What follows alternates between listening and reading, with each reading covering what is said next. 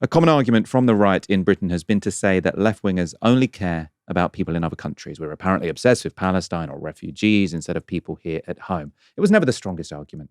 And it's also often wholly hypocritical, as this debate between Aaron Bastani and Matt Goodwin shows. I want a national unifying politics which puts Britain first, not Pakistan, not Gaza, not any other foreign policy thing, Britain first. Not Israel? Well, not Israel. The media's just been talking about Israel and the IDF for the last 4 or 5 days. That's what they talk about. You wouldn't think that high streets in this country are on the way down, or public services aren't doing well, or people are struggling with their bills. I hear so much about Israel. Is that a fair point? Well, my personal view is Israel is a very close ally. Well, until recently, it was a very close ally of the United Kingdom. We should look after our allies. Unfortunately, no, we shouldn't. Unfortunately, we should look after Britain. Unfortunately, Israel no longer feels that we are a reliable ally, thanks to the Labour government. I care. And Why? Lots of British Jews, a lot of British Jews in the country care about that. The point of politicians in the UK should be to look out for the UK. That's it. That's something, by the way, that the right always used to say. And I used to look at them as somebody on the left going, you know what, I think they've got a point. And large parts of the right, Matthew, have just gone away from that because they just keep on talking about Israel and Tel Aviv and the IDF. They're making the IDF a protected characteristic. Need to go to the human rights, watchdog and maybe protect for, IDF lance corporals because they're being discriminated against by the UK, media. It's silly. You had it right. You had it right 5-10 years ago. Look after this country. It's not silly to say Israel has a right to self-determination and to protect its own people. Every country does. That Britain's, particularly British Jews, also feel profoundly unsafe about the direction of travel in this country. So hold on. You started this by saying British politicians shouldn't be talking about other countries. I say ignore Israel. And then you say, no, actually, no, they should be talking about Israel. You need to make your mind up. I'm not saying they should be talking about Israel. I'm saying I have less of an issue with them talking about countries that are our allies than people who are actively trying to organise politics along sectarian lines, which is what this independent group is going to do. Let's be frank, it's going to be pro-Gaza, anti-Israel, anti-British state, anti-military, pro-Palestine action. It's going to be all the things that this country should not really have. Do you know, in the last Parliament, do you know what percentage of Tory MPs were members of Conservative Friends of Israel? How many? 70%. Be friends of your own constituencies. Aaron, well done. I thought that was very well put.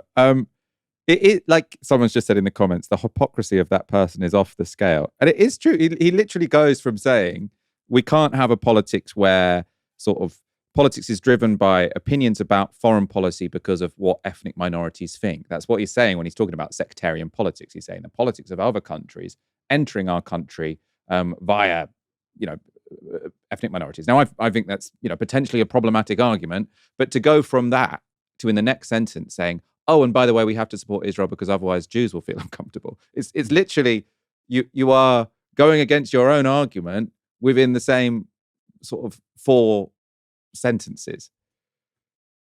Yeah, the question is, does he know that?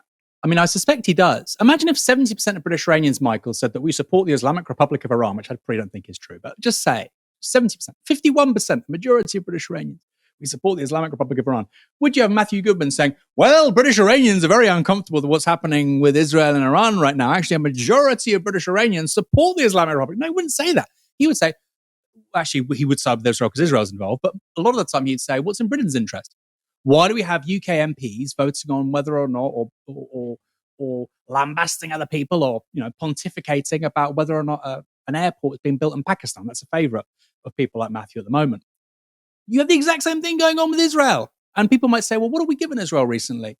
The RAF risked life and limb in that first assault by Iran to Israel with regards to its ballistic missiles. The RAF was part of securing and defending Israeli airspace. The RAF has been flying reconnaissance flights often twice a day from Cyprus to Gaza, giving a ton of data and information to the IDF to prosecute a war, ethnic cleansing, war crimes, genocide in Gaza. So I find it very strange that we will act on this country's national interests and we won't put other countries first. What's in Britain's national interest? You tell me. What's in Britain's national interest in displacing 2 million Gazans that then go to Egypt, and Egypt becomes a failed state? And then we have millions of... If you're Matthew Goodwin and you have his mindset and you care about asylum and refugees and displaced people, and then millions of migrants and refugees come to Europe, if that's what you care about, why would you support Israel displacing 2 million people? The right don't like refugees, but they sure like making more of them, Michael. None more so than when it comes to Israel. They'll talk about Iran and Iranians coming to the UK. These are just migrants. There's no reason to come here. But then when the IDF bombs the shit out of Tehran and Shiraz and Tabriz and Isfahan, well, they shouldn't come here. But they're not economic migrants. The guy's house just got bombed. Which one is it? You cannot have consistency with these guys when it comes to Israel. And I mean, look, he gave me, that's a cricket term, right? He gave me a dolly. He gave me a dolly. I could literally, when he was saying, we shouldn't support Pakistan, I goes, by the way, Pakistan's an ally of the UK. I don't know what he's talking about. I just, here we go. What about Israel, Matthew? And he's saying they're an ally. Okay, they're an ally. We don't, if people said, fuck the French army, it wouldn't be a topic of national conversation in this country for 5 years. Oh my God, anti-French bigotry and anti-French sentiment is on all-time high. We wouldn't say that. We'd say, okay, weird. If the French army hadn't done anything, maybe if they were at war and 15,000 kids had died, we'd be like, okay, kind of makes sense, right? But no, it's the IDF. It's protected characteristic. People critical of the IDF were being called anti-Semites because the IDF is viewed as coterminous with Jewish people, which obviously is absurd. It's ridiculous. It's ridiculous. And then finally, Michael, he's saying about allies, their allies. When did Israel become an ally of the UK? I really want to know. Was Israel an ally of the UK when hundreds of people were killed in the King David Hotel bombing by Zionist terrorists in the 1940s? When 600 UK service personnel were killed during the policing of the Mandate of Palestine in the early mid-1940s, 600 UK service personnel, police, military police, etc. 600 people, circa. When those dudes were killed, were the Israelis our allies, really? When did it happen? When was the dipping point? It boils down for lots of people. I don't know if this is the case with Matt Goodwin, because I've not asked him. It boils down for lots of people. Well, the Israelis are basically European. They're basically white people. These are the Arabs. They're the Muslims. They're the bad people. We're going to side with the good Israelis. Look, if you're talking about putting your country first, it doesn't matter this or that country. It doesn't matter. And this is just such a lacuna, a blind spot for people like Matt Goodwin. I was about to say the right, but actually lots of people on the right agree with me. They agree with me. This is kind of like a boomer right-wing position that Matt Goodwin's taken. And you can see when I said to him, what about Israel? You can see him just go, because I think he knows I'm right. I think he knows I'm right.